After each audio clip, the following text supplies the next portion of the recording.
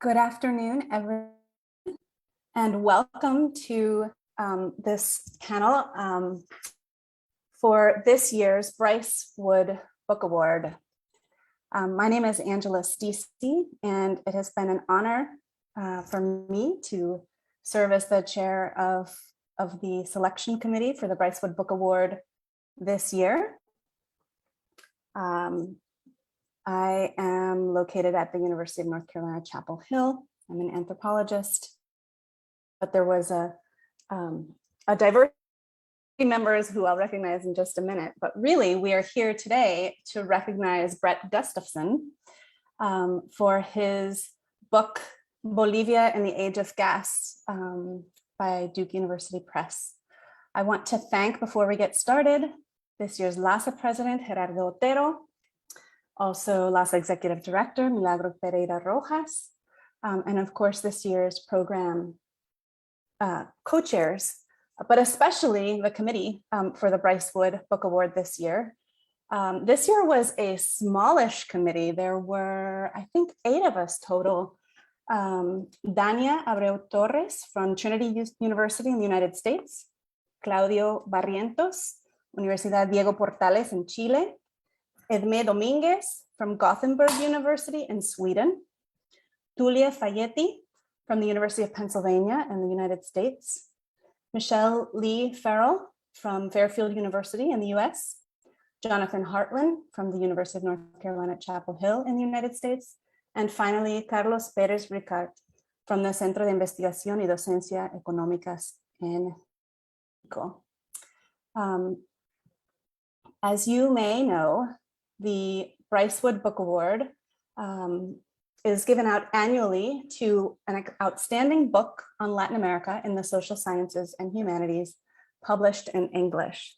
And this year, this relatively small selection committee reviewed 111 nominations. The committee met, it was a remarkable amount of work for 8 people. The committee met on 3 occasions. We conducted 2 rounds of review to arrive at 1 winner and 3 honorable mentions. So I'm going to share with you the selection criteria.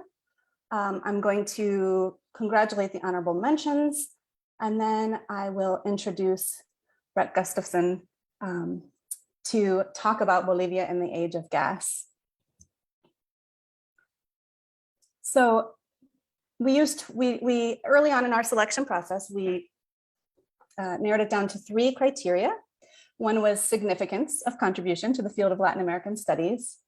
We were looking for contributions that were truly noteworthy and likely to be cited, discussed, and be a building block for future research and scholarship.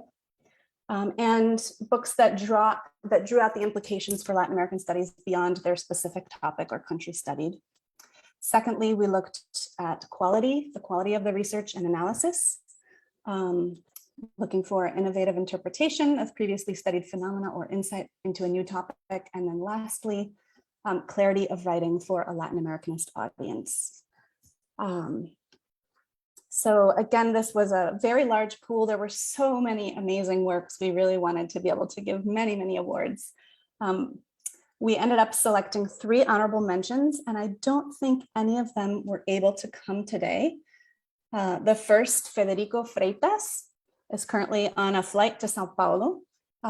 Federico's book, Nationalizing Nature, Iguazu Falls and the National Parks at the Brazil-Argentina border. The second honorable mention was by Thea Rio Francos. I should have mentioned Freitas's book was published by Cambridge University Press. Rio Franco's book is called Resource Radicals from Petro-Nationalism to Post-Extractivism in Ecuador from Duke University Press. And our third honorable mention by Kristen Winterstein, published by the University of California Press, is called The Fishmeal Revolution, the Industrialization of the Humboldt Current Ecosystem. Again, the book that rose to the top for this committee is Bret Gustafson's Bolivia in the Age of Gas. And our committee found this historical ethnography of Bolivia's Age of Gas fascinating, timely, and uniquely deserving of the 2022 Bryce Wood Book Award. Gustafson's nuanced and multi-scalar account of Bolivia's gasification spans time and space, taking readers on a journey across the last century and from the seat of Bolivian national governance to regionalism in Santa Cruz to Guarani territorial demands. As readers, we delighted in joining Gustafson for his politically engaged analysis of the histories and presence of Bolivian extractivism, examining its complex relationships to foreign capital, political intervention, and US energy empire. Gustafson's deft exploration of the nationalization of natural resources in the contemporary era highlights the ways in which the Morales administration maneuvered to increase and redistribute the state's gas rents while maintaining revenue streams for foreign investors and undermining Guarani struggles for rights and resources, despite his progressive stance and fame as Bolivia's first indigenous president. Well documented, using a multidisciplinary approach and convincingly argued, Bolivia in the Age of Gas represents a vital new wave of research that considers the political and social cost of fossil fuels, alongside ethnic, geographical, and patriarchal forms of exclusion and parallel struggles for environmental, gender, linguistic, and racial justice in Latin America and beyond. Now, when we began planning for this award panel, I reached out to Dr. Gustafson and I said, what should we do? Should we have a bunch of people come and talk about your book? And I was streaming really big and commentators, and Bret said to me, why don't we keep it simple? This is a Sunday afternoon, evening in some places, right? The very end of this really rich conference, and also Mother's Day in the United States. Why don't I just talk about the book for 10 or 15 minutes and then we can open it up for questions? And I thought, that's amazing.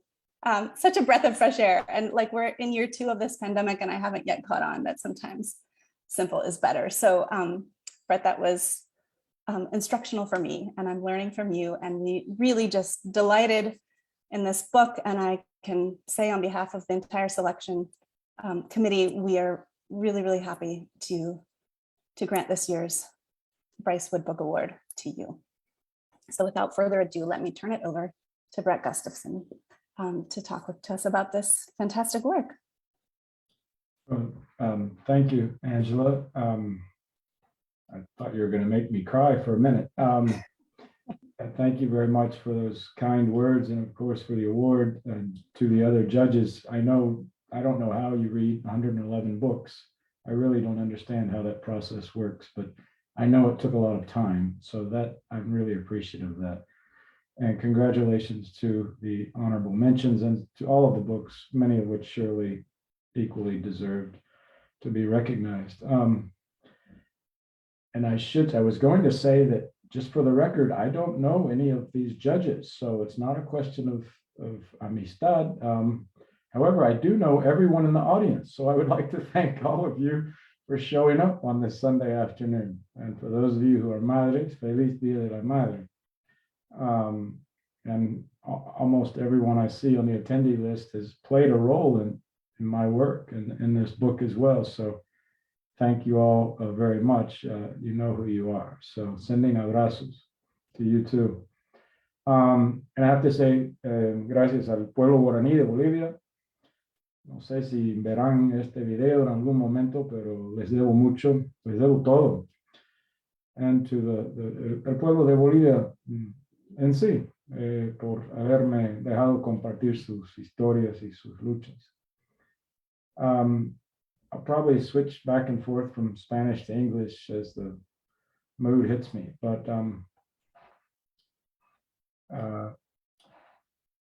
I actually looked up who Bryce Wood was, because I started thinking, who is this person, Bryce Wood, for whom I'm receiving a prize? And is this actually a name that I want, knowing the history of Latin American studies in the United States? So I know you didn't come to hear about Bryce Wood, but part of what I tried to do in the book was pay homage to people who made history in Bolivia mostly, but also, as if you read the book, you'll see there were many interactions between Bolivian scholars and US scholars and activists throughout these histories. But at any rate, Bryce Wood was born in 1909. It died in 1986.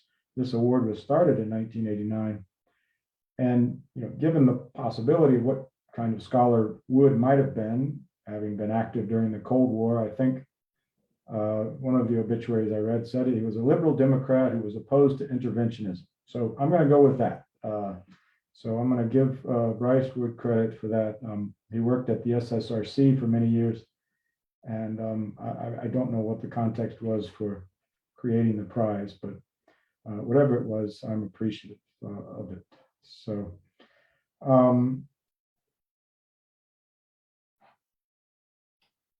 yeah, that was one of Bryce Wood's main line of research. I mean, there's a connection here, was about military policy and militarism in Latin America. And he actually wrote a book on the United States and Latin American wars, which had a big section on the Chaco War, which I was unaware of until just this afternoon when I started Googling. So that probably should have made it into my book as well, because the Chaco War is a big part of it.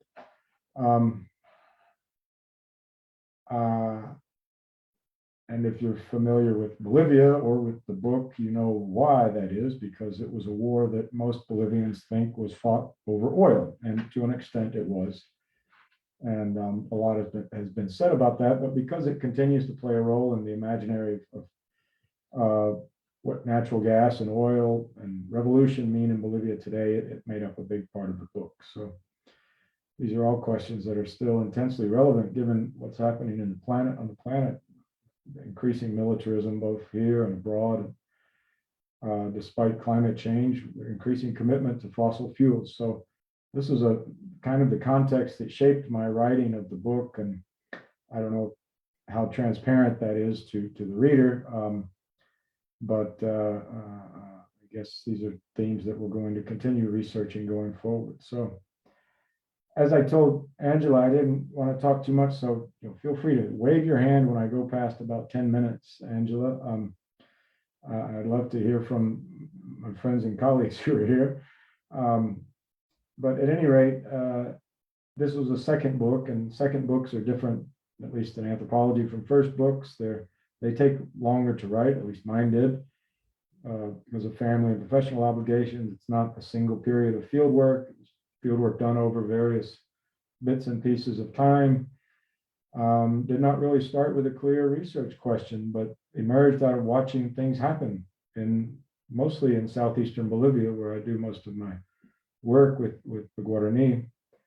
And as a second book, I also felt more freedom on how to write it, because I wasn't under the constraints of tenure. So, what might not really count as anthropology made it into the book. And the historians out there will say, well, this isn't really history. I say, well, it's not really anthropology either. But at any rate, I appreciate the committee recognizing its value. But it also reflects the fact that I did an undergrad degree in Latin American studies at Tulane many years ago, and I've always sort of felt more comfortable thinking of myself as a Latin American studies interdisciplinary scholar, as a kind of a hardcore anthropologist. So at any rate, what was happening in Guarani country, which gave birth to the book, was the end of my first project on education reform. And this was in the late 90s to early 2000s. Rapidly, when the neoliberal governments privatized natural gas, you had an incredible influx of foreign companies coming into the Guarani region, drilling holes, exploring for gas, building pipelines, a flurry of activity. And I sort of ended my first book on education saying that education, bilingual education, was a platform for organizing a significant and relatively powerful indigenous organization. But once this gas industry started expanding across Guarani country, it fractured communities, it increased corruption among leadership, created all sorts of social impacts, environmental impacts that we still haven't been able to really examine systematically. And of course, what makes up a lot of the book are the conflicts over the gas revenues that were generated, that generated a new kind of sort of intensified old forms of politics with new resources that were at play. So over the years, I kept going back, and each year there'd be a conflict. My Guarani friends joked, they said, Gringo, you only show up when we're marching or blockading. What is it? You know what's happening. You've been watching us from the United States, but part of the process that was unfolding as well, along with gas, was of course the rise of Evo Morales and his election to the presidency, which intensified conflicts between the right wing and supporters of Morales. Most of my Guarani friends happen to be supporters of Morales, and they're sort of traditional enemies, for lack of a better word, or the regional cattle ranchers and the right wing. So those conflicts intensified as the right wing attempted to destabilize the Morales government. So that makes up a significant part of the book as well. And of course, despite whatever negative impacts there were of the gas industry, the Guarani also benefited from it, like many Bolivians did, from new state expenditures, but also policies and programs that Mas government targeted toward the Guarani, including indigenous education, indigenous university. Many Guarani leaders were allies of the Mas and got jobs. And so there was definitely deep contradictions in the effect of natural gas and of Evo Morales. And this is what sort of the tone of the book. People sort of sometimes label me as a Masista or a pro Morales person, and in the big scheme of things, okay, I'll take that as opposed to the others out there. But in fact, the book is fairly critical of the Morales government in many parts. I try to be as objective as possible about these contradictions and ambiguities, but also to be loyal to my friends, the ones who are sort of on the front lines and fighting these struggles. And you have to sort of understand from their perspective why backing both Morales and gas development made sense. And that's basically our role as scholars. So, so if you do read the book someday, you'll read about many of these conflicts over regionalism, over Guarani land, over negotiations with gas companies. Those made up the skeleton of the story of the book. There were some other issues that emerged as I was writing that shaped what came out, and which didn't necessarily come out of what was happening on the ground at the time, but I've been teaching and doing research on fossil fuels because of this project. So I have all up in my head the problems and connections between fossil fuels and not just climate change, but war and militarism. And I don't know if I was depressed or angry or what, but it seemed like it was a good opportunity to critique militarism, whether in Bolivia or the United States. And the more I read about the Chaco War, the more incensed I became. It was very much like today, the rising military industrial apparatus, the power of the arms industry, and the power of the banks. It's what we're seeing right now with military aid and military spending in the United States. It's exactly what shaped the emergence of the Chaco War with oil money and the arms industry. And here's where the historians might roll their eyes at how I treated it, but I sort of wove in rereading histories of anti-war activism in the United States with anti-war activism in Bolivia. And there were all these connections that just blew my mind. And thanks to Guillermo Delgado Pérez, a well-known Bolivian scholar, it happened at Alasa. It was at Alasa. I bumped into him and he said, "Here, my father's memoir has been published. You work in the Chaco, you might be interested in." It's a fascinating memoir that his father wrote from the front lines of the Chaco War. So I pulled that into the book as well. His name was Trifonio Delgado Gonzalez, and I salute him here. He made it home alive, but of course, many of his comrades did not. There are other characters like, never heard of, Margaret Alexander Marsh. She was a sociologist who went to Bolivia in 1925. Of course, very early scholar doing fieldwork, but very early woman, one of the few women doing fieldwork in Bolivia. And she had gotten grants from a foundation set up by anti-war folks. It's in a footnote. So dig into the footnotes. You'll see the story. But she ended up doing research on the U.S. loans from the oil banks that sort of funded the Bolivian military expansion. And she published that work in Spanish eventually. And that work made it back to Sergio Almaraz and company, who were Bolivian nationalists writing in the 60s. And they cited her. And I was like, who is this person? And so it's amazing sort of history that I just felt someone had to pay homage to. So for what it's worth, if you dig into the footnotes, you'll see a lot of these interconnections between these histories of oil, militarism, and war. So that was one thing I was grappling with. And another thing was a different kind of violence was the violence that some of my Guarani colleagues had suffered when they're marching for land, but also violence against MAS supporters up in northern Pando and the Amazonian region. Longer histories of political violence in Bolivia, and more recently, the moment in which the Morales government deployed its, I'm not sure the exact name, special forces or Delta Force, something, to basically execute a group of alleged mercenaries who were allegedly plotting against Evo Morales. And when that unfolded, it had all this sort of imagery of Cold War state terror. And as I confess in the book, finally the state was using its violence against these right-wing mercenaries, and I admit, there was a little tinge of good riddance. But the more I talked to my colleagues about it, the more I understood that I personally think there was a plot, but it's so complicated and obscure about what really happened and how it really unfolded. And at the end of the day, they were executed extrajudicially, just like the military dictatorships would have been. And that was a moment of understanding I got to by talking to a lot of Bolivian colleagues who said, look, this isn't the Evo Morales we elected. We didn't elect someone who was going to use state violence in this way.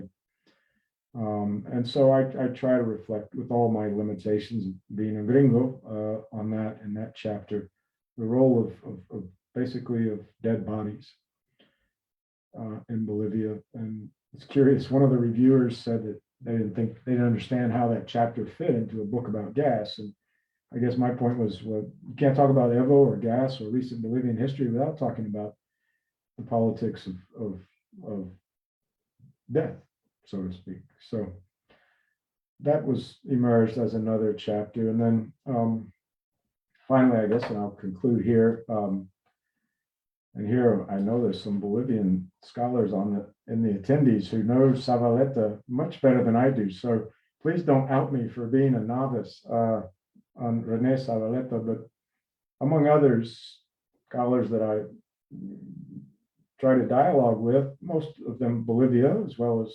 non-Bolivian scholars about fossil fuels. I have been asked to read Zavaleta's obra completa for a press that was considering translating it. And I was like, oh my God, Zavaleta is writing basically Bolivia in the age of gas, but 50 years ago, when it was about oil and the military dictatorships and what was to be done with the capture of the excess or excedente, the excess wealth that the Bolivian elite had never been able to capture and use to create a modern nation. They had simply squandered it, robbed it, or used it in war. And so Zavaleta had this key phrase. A lot of people talk about Zavaleta's concept of sociedad abigarrada, but I don't really engage too much with that in the book. I grabbed onto, among others, he is also very excoriated the Bolivian elite for being racist and feckless. And I just love his writings. I have little phrases of his stuck up around here. A fearless writer like Almaraz was Sergio Almaraz, and Marcelo Quiroga Santa Cruz, others who were just fearlessly writing against the military and the racist elite. But at any rate, Zavaleta has a piece called La Querella del Excedente, the struggle or the quarrel over the excess. And I sort of engage in that in the last part of the book, because basically this is what the story of gas is about. It was a battle over what to do with all this extra money. That was it, the quarrel over the excess. And of course, in the neoliberal and privatization scheme of the past, that would have been, let the market decide. And most of it would have gone somewhere else. But under Morales and the MAS, there was a significant effort to capture the excedente, the excess. And one can critique Morales for various sorts of excesses, and that's part of the chapter, is how the idea of wasteful excess was used and deployed against Morales to try to break down his image. But in a political economic sense, I mean, one has to recognize the economic stability, the reduction of poverty, the investment in people. Some of it surely was wasted white elephant projects, but much of it was deeply appreciated and explains the support for Evo. So I try to balance this critical attack of Evo's exuberant and baroque use of excess and excess forms of violence, excess patriarchy, excess sexism, with that sort of, was Morales and the MAS, were they able to do what Zavaleta said no Bolivian government had ever done in the past? And that was try to use the excess to construct a nation. And of course, for those in the deeply polarized moment of Bolivia, I'm not sure anyone really liked what I said, but at any rate, I tried. So, that was another thing I aspired to do in the book, and here the Bolivian scholars who know these theorists and historians better than I do will say, well, you tried. I mean, I don't consider myself a Zavaletian scholar, but at any rate, it was one thing I was trying to do. One of the readers, a reader thought I should engage this French philosopher named Georges Bataille, who has all this stuff on excess. And I've got nothing against French philosophy, but my response was, yeah, that's good. So he got a footnote, but I'll stick with Zavaleta. So I was trying to engage with what Bolivians have been saying about these things for many, many, many decades. So thanks again to Angela, the committee. Thanks to all of you for being here. I really appreciate it. And I wish we could just go to the bar and all have a drink together. But since we can't do that, I look forward to your questions or comments. That would be amazing to go have a drink and get to talk about this book into the evening.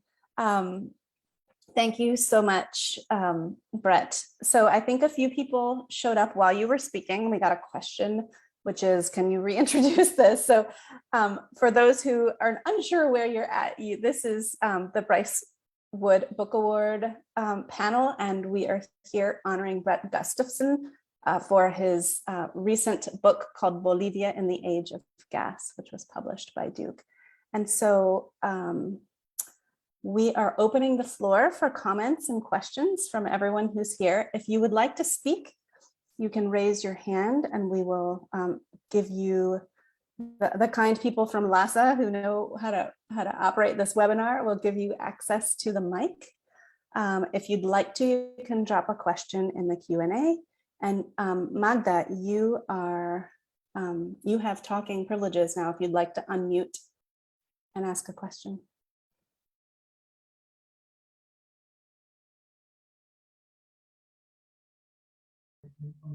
Now?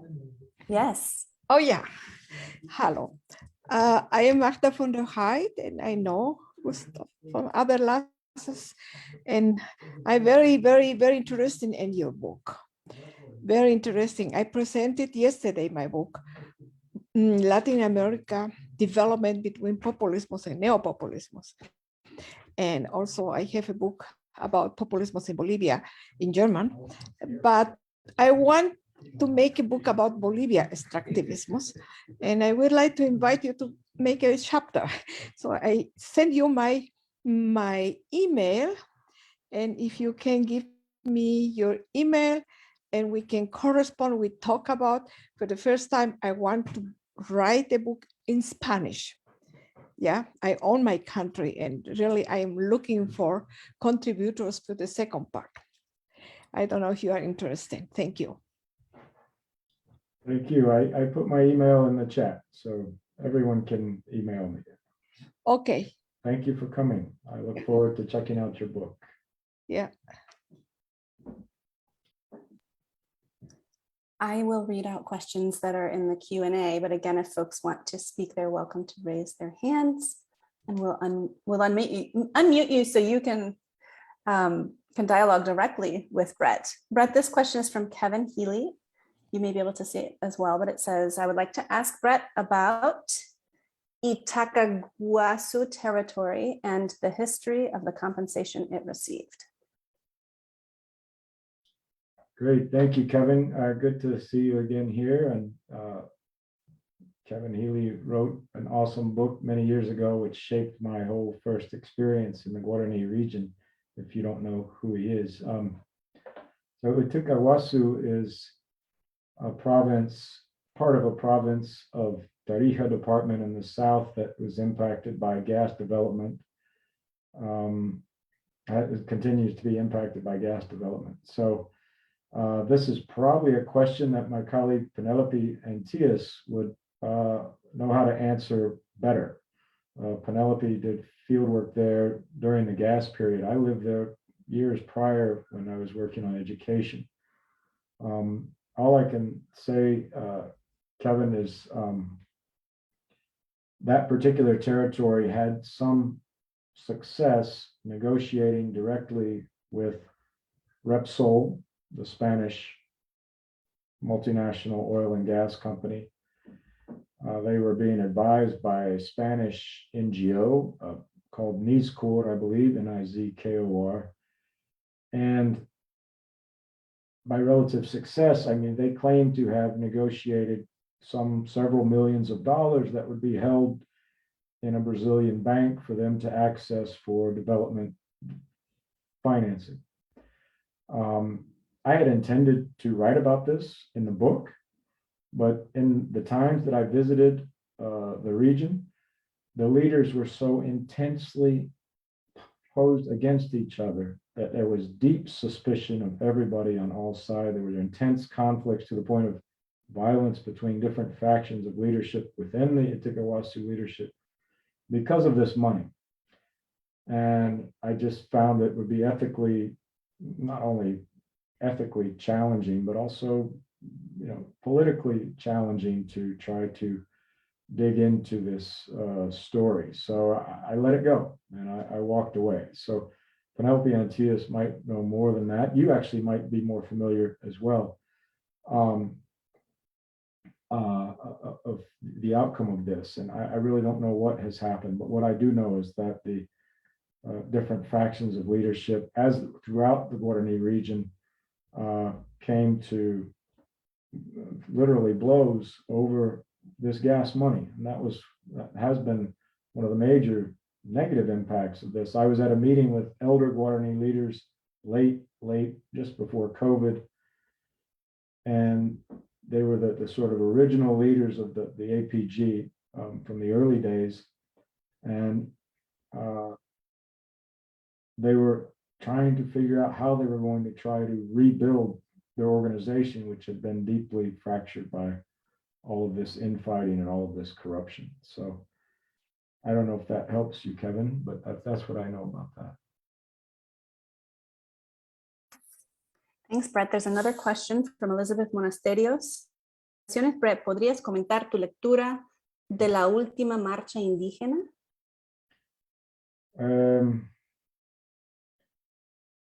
I believe there are deeply valid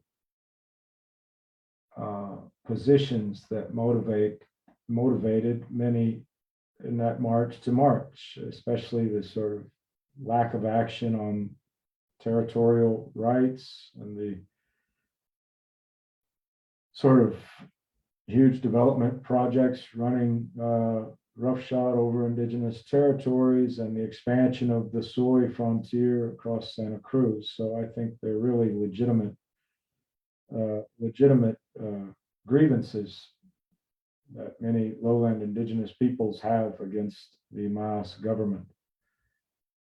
Unfortunately, in the case of that particular march, I believe it was also deeply shaped by the interference of the right-wing opposition, both publicly and privately, in ways that we can't really know about, but which were clear in the way that it was used by the right-wing opposition. And I'm not saying that the indigenous marchers were simply dupes of the right. I'm simply saying that particular political conjuncture, those legitimate grievances were sort of brought into question, but because of the nature of the alliance that was behind that particular moment. And I think at the end of the day, whether you agree with me or not on that point, I think at the end of the day, you have to agree that the Santa Cruz elite were sort of had them sort of camped out in the city somewhere, and then sort of shipped them all back on buses when they were done. And it's really this old style form of politics. But of course, I know there are plenty of people out there who deeply disagree with me on that, but that's my lectura. I would love to hear others on that as well. And un gusto saludarte, Elizabeth. Qué gusto verte aquí. Veo aquí de Pamela en el chat. Bret, talk about a bit more about the patriarchal excesses and the weight of patriarchy in the form of state power that was forged to do the kind of redistribution that the Mas government was able to accomplish. Yes, well, this is a key point that I probably could have done a better job addressing. The whole book sort of implicitly written in that frame. I mean, from the very beginning, when I started doing these oral histories with old oil workers,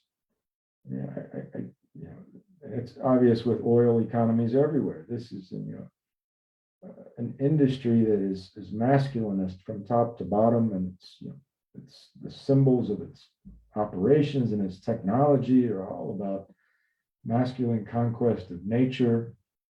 Whether you're in South Texas or South Bolivia, this is part of the culture of the oil industry. And that sort of set me on a path which was critiquing that connection between masculinism, violence against nature and against the Guarani and against women, and militarism that is inescapable when you're talking about fossil fuels and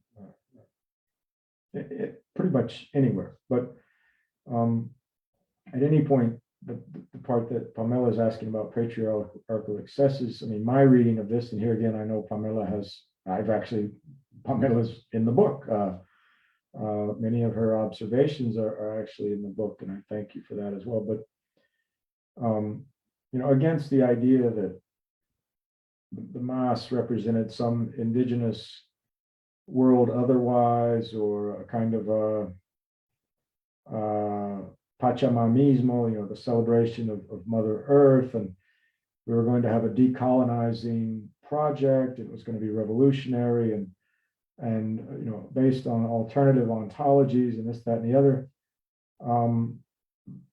There are bits and pieces of that you can see in different aspects of what Mas and social movements try to do. But at the end of the day, Evo Morales and the Mas took hold of a state apparatus, and that was a state apparatus constructed on a long history of military and patriarchal power and patriarchal forms of politics, by which I mean, and here I'm drawing on Pamela and also folks like Silvia Rivera, Maria Galindo, politics that is done by a bunch of men getting together in a back room and making decisions about who gets what. That is a form of redistributive politics. So from a certain leftist perspective, that may satisfy some of your demands for what counts as left. The state was redistributing wealth, but it did not radically, it made small steps in different areas, but it did not radically transform the sort of fundamental structure of the state, and even more so, the fundamental structure of a particular form of party politics. And we first saw this at when they elected the Constitutional Assembly, and the Mas decided, and Mas is a political party, but it was founded and supported by lots of social movements. And the social movements wanted to have their organic role in the Constitutional Assembly. And the Mas said, no, it's going to be political parties. And that was the first major rupture of this sort of utopian vision that what was hopefully going to be a refounding of the country based on its true organic political forces, the social movements and all of their diversity. The political parties reimposed themselves as a central logic. And once the Mas does that, along with it comes that logic, that old logic of party politics, negotiating bits and pieces of the state, mostly between men, mostly in non-democratic spaces. And it expresses itself in things like what I saw among my Guarani leadership friends. A lot of guys getting together, drinking beer and deciding who gets what.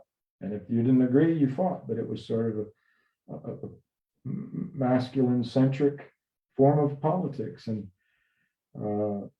if we're talking about revolutionary transformation, this is what's always plagued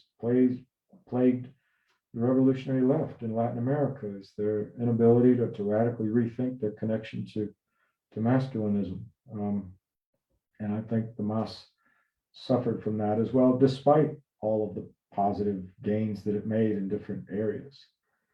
And Pamela, I'd love for you to tomar la palabra and add if you would like to. Or anyone else. Ahí viene.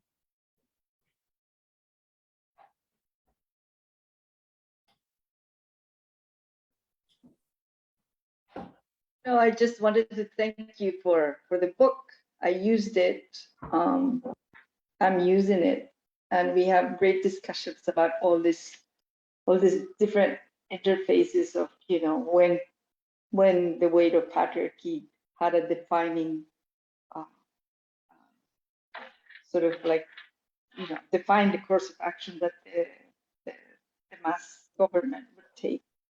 Evo Morales and the other people who were part of that government. So I just wanted to say,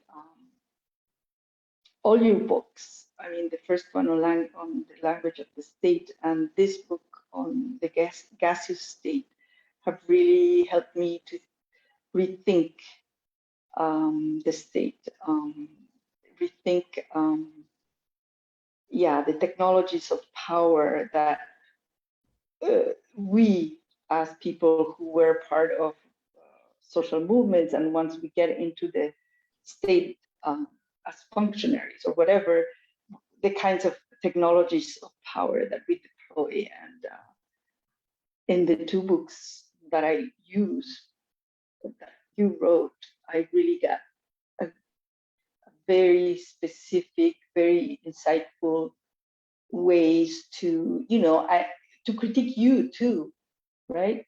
Which is something that you and I like to do, critique each other and really grow from that process.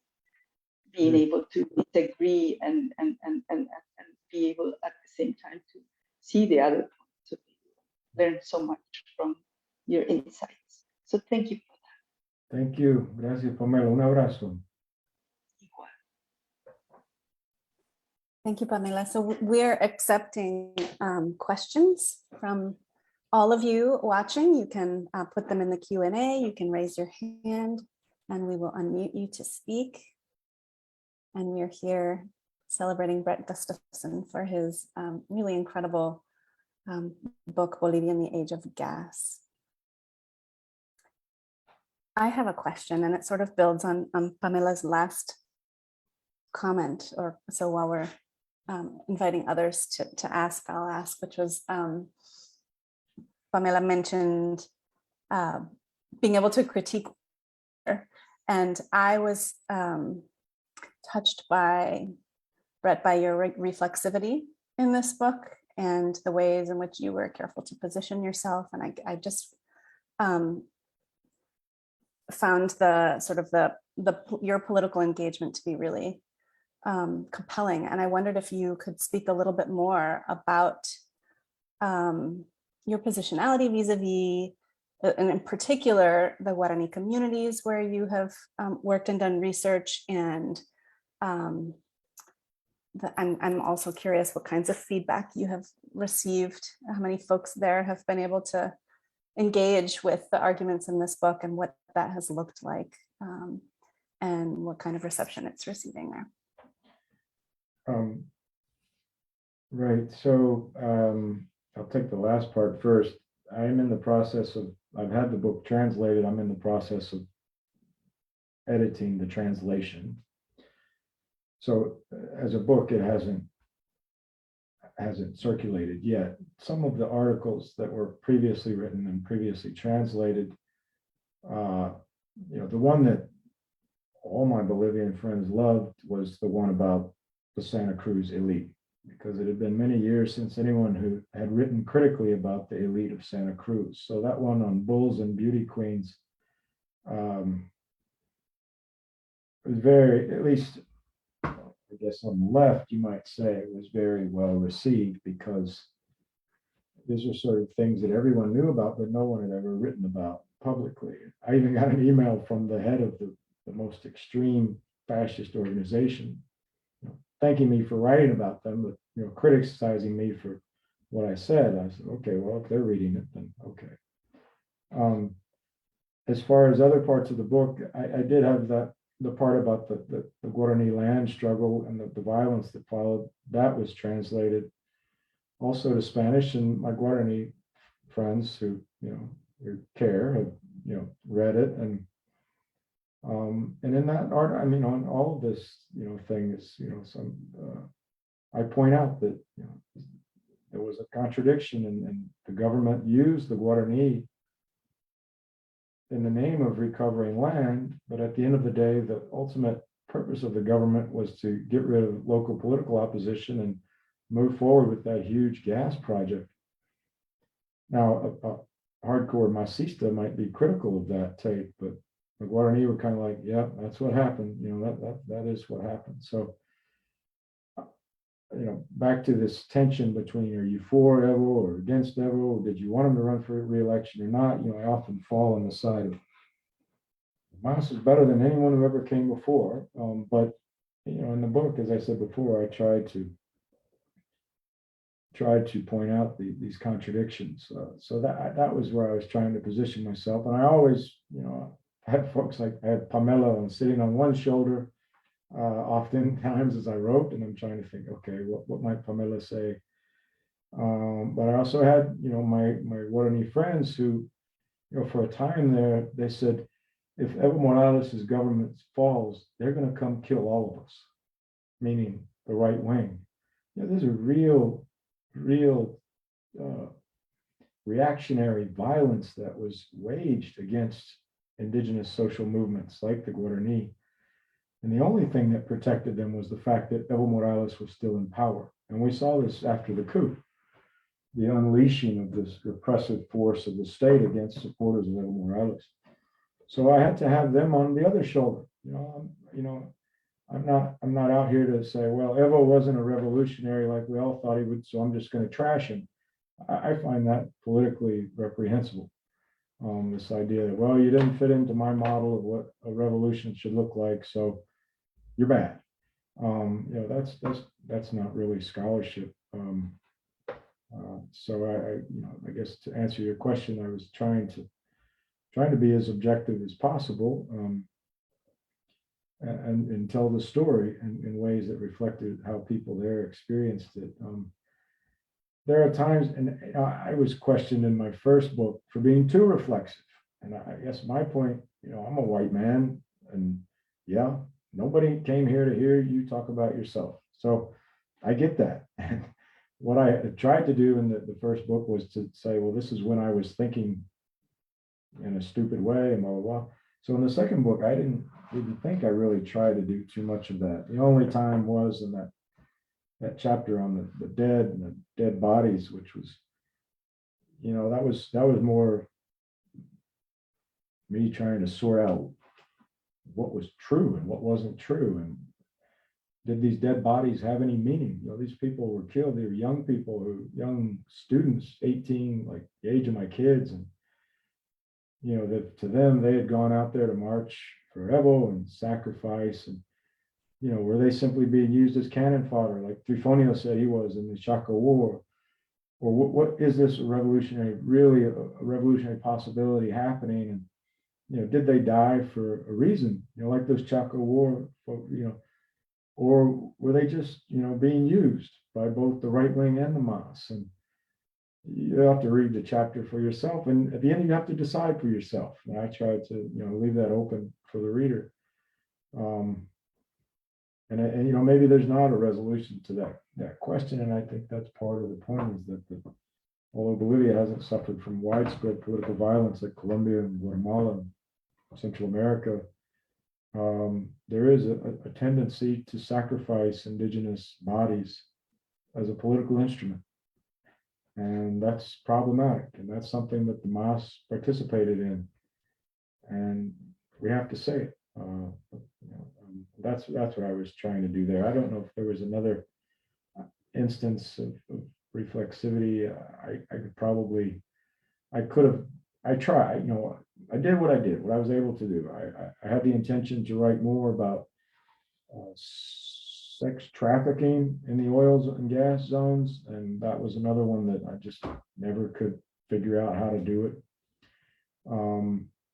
I had the intention to write more about the environmental negative impacts of gas in the Guarani region, and just life happened. It didn't work out that way. So there are lots of other scholars out there who hopefully will write about those things someday as well. I don't know if that answers your question, Angela.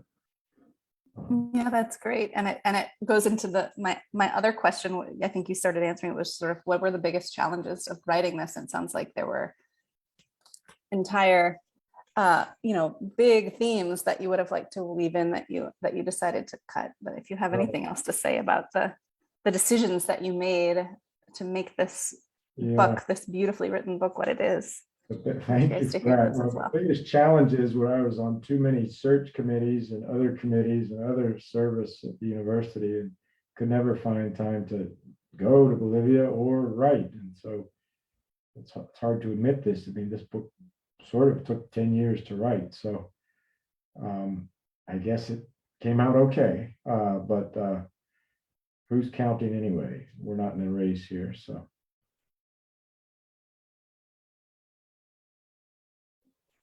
Thank you. If anyone else has questions for Bret Gustafson about Bolivia in the age of gas, we welcome those. You can put them in the Q&A, or you can raise your hand and we can unmute you.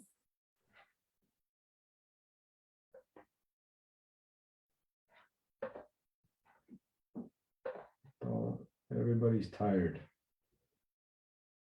You predicted a Sunday evening was going to be. Maybe we should have organized with commentators, then at least their friends would have come too. So no, I think this has been really great. It's good to just hear you. Showed up. And thank you to Maria Jimena, who's from the Bolivian Studies Association. Oh, Elizabeth had a hand up again. Yes. Elizabeth, go ahead. Yes, it's me again. Bret, first of all, really congratulations for this work.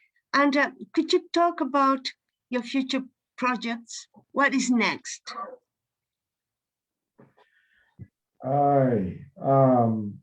That's a good question. I'll give you two answers. One is that I would like to return to my work on Guarani language. There's the first novel ever written in Guarani. It was written by Elio Ortiz, who sadly passed away at a very young age. He was an emerging Guarani scholar and writer, and he wrote a short novel. And I've been talking to his family. I've actually started translating that to English. So that's one small project. And then I'd also like to return and write more about the history of Guarani language issues. So that's part of me wants to go back to some of the themes I worked on before with language. Because despite all of this indigenous resurgence and all the bilingual education and all the indigenous university, the relentless march of indigenous language loss goes on. Guarani, Aymara, Quechua, this is a paradox of the indigenous resurgence and revitalization, but ongoing language shift or language loss. So that's part of the historical story I want to write. And then I thought, when I got into all this energy stuff, and energy will continue to be central to Bolivian politics. Maybe I should keep writing about energy. I am not going to write about lithium because there are other people out there who are going to write about lithium, but another thing I learned in the process of writing this book is that the Santa Cruz was shaped deeply by U.S. aid, military presence, oil presence. And curiously enough, in the 50s and 60s, when the U.S. electric industry was expanding across the United States through the method of rural cooperatives, which if you live in a rural area, you may have a cooperative instead of a big investor-owned utility providing your electricity. They helped Santa Cruz set up what would become the CRE, Cooperativa Rural Eléctrica of Santa Cruz, and it was set up on the U.S. model of electric cooperative. Sorry, I'm going down a rabbit hole here, but there's an interesting politics to this. Those control of those utilities has been central to the power structure in Santa Cruz. And so I thought maybe but that would be really hard to write too. But something about electricity and power in Bolivia. Those are the two things I'm sort of just pedaling on a stationary bicycle right now, because after this book got done and amidst COVID, I just don't really have the energy, no pun intended, to jump back in. But I'm taking suggestions if you have one, Elizabeth. Otra vez, un gusto verte virtualmente.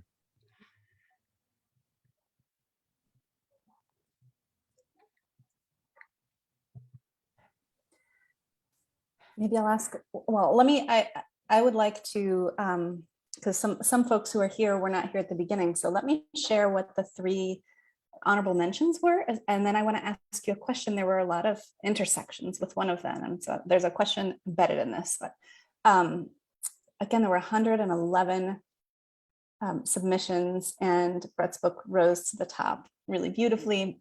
Other honorable mentions who we were also so impressed with were Federico Freitas, Nationalizing Nature, Iguazu Falls and National Parks at the Brazil-Argentina border, which is a history sort of these conjoined national parks at the Iguazu Falls and sort of the politics of this binational region.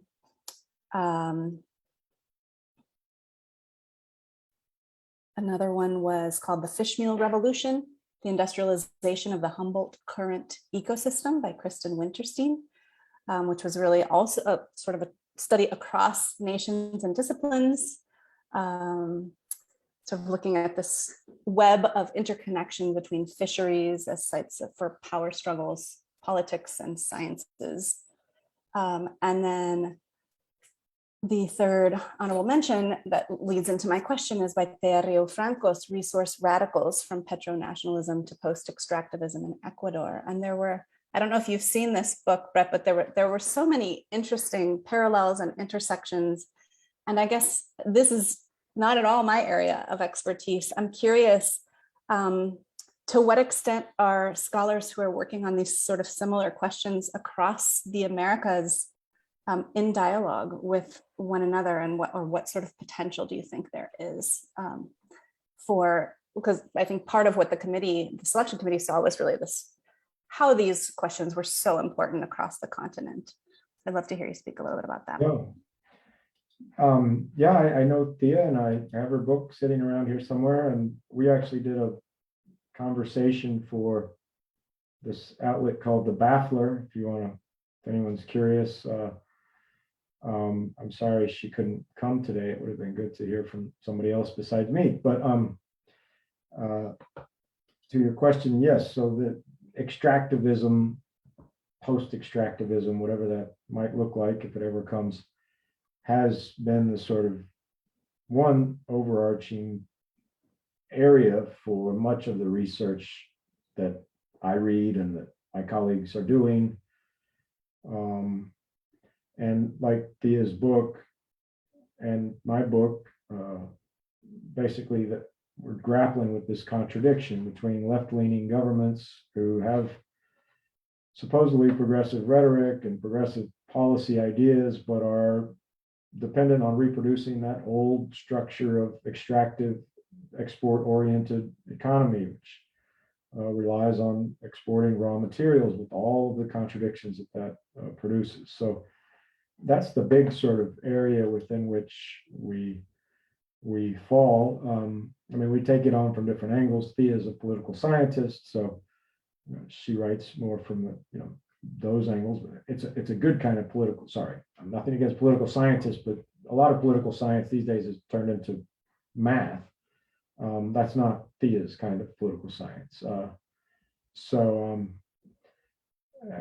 And I sort of take it on from my wacky, quirky, different angles, which don't have any sort of disciplinary coherence, I don't think. But at any rate, so extractivism is the thing. And where we are now in this conversation is we're trying to sort of, we scholars, social movements are trying to think their way out of it, but scholars are also trying to think their way out of it. And there are different lines emerging. I mean, one is basically the critique of patriarchy.